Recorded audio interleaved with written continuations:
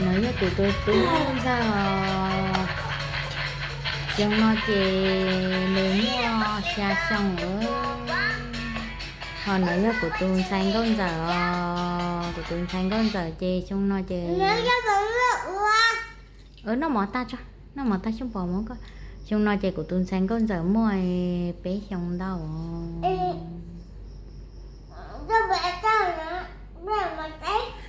của tôi say chụp cái hôi mà viên trời đóng câu nọ của tôi say nó mòn cho cây kia nửa cái canh non nữa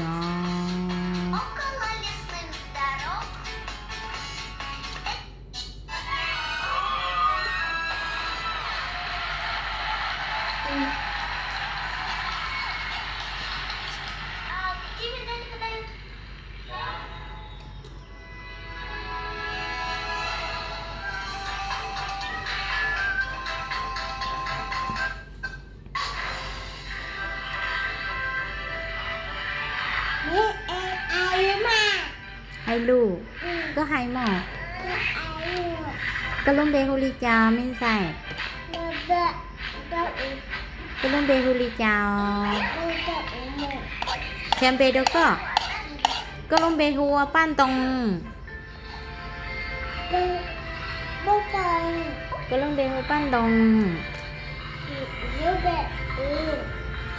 cái lông bê hua pan tông chữ cá hu pan tông có hu chữ cá nào đó có nhiều hu chữ cá nào đó ồ có chỉ nhiều hu pan tông nào đó là nhiều hết hu pan tông chữ cá nào đó có linh đỡ mà tụi tôi nên xài lúc đây hu pan tông chữ cá nữa nữa nhà có chữ cá rồi nữa họ của tôi hu xong bỏ nó xong bỏ tin nè của tôi chụp lâu để té liều thay kỳ của cho nên phải chụp lâu sao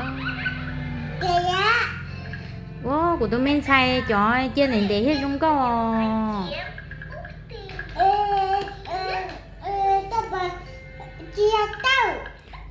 xong bỏ chọn để chơi chi không có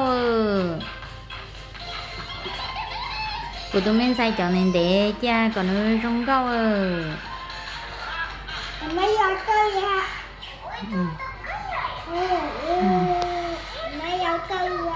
mấy ly này để trong câu nha bên xài ly này để trong câu nha xong bỏ ly này để trong câu chơi rồi cho bây giờ của cái bên xài nó cây kiến sao mò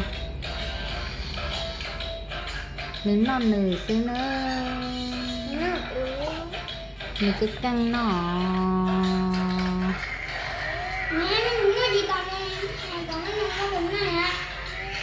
có tiếng nào tàn lên đầu ha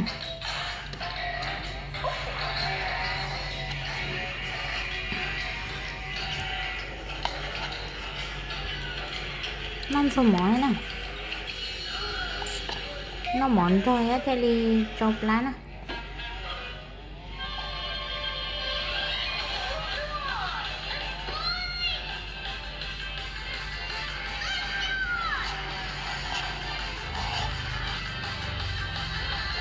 tôi mới nhổn xay nó mà nhìn nhé ôi rong câu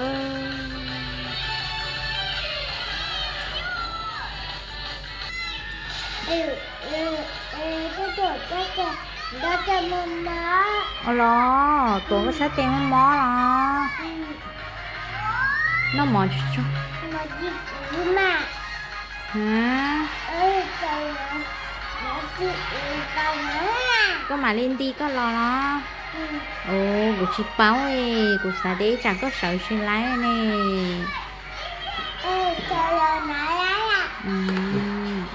nó mỏ cho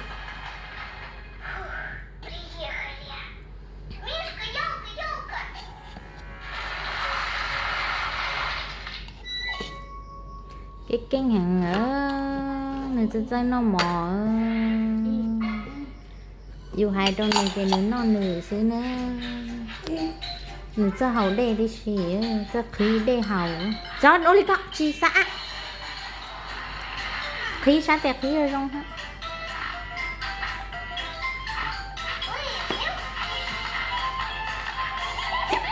Tôi tú chê cái chạy nằm cái luôn.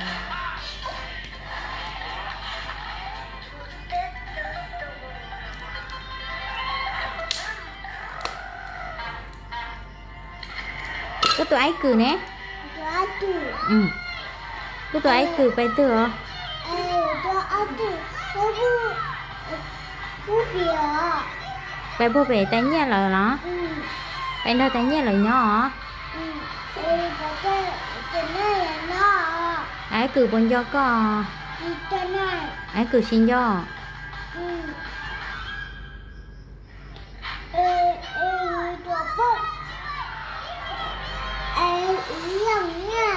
Trời ơi, bỏ hết cái lần đó nó.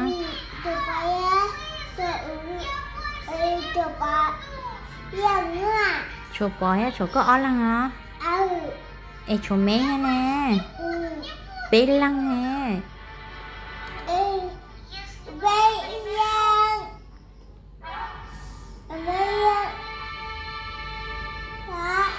Chỗ bế lăng. Chỗ bế lăng hả? Nó mở chứ. Của tụi mình thấy nó mở chứ. Nên cái ngõ này rất rất chỗ ó lăng, chỗ bế lăng hả? Đó. Nó chứ chứ.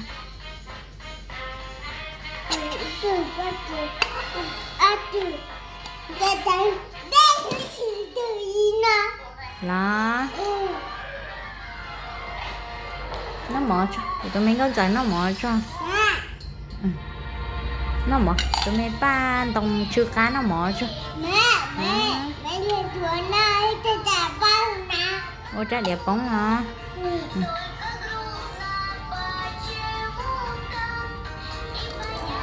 Cái can hàng luôn.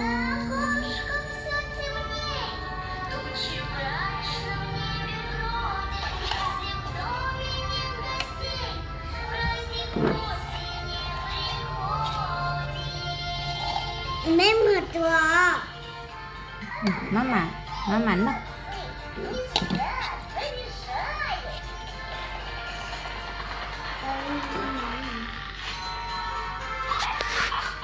Mẹ, nó cho bà con nữa.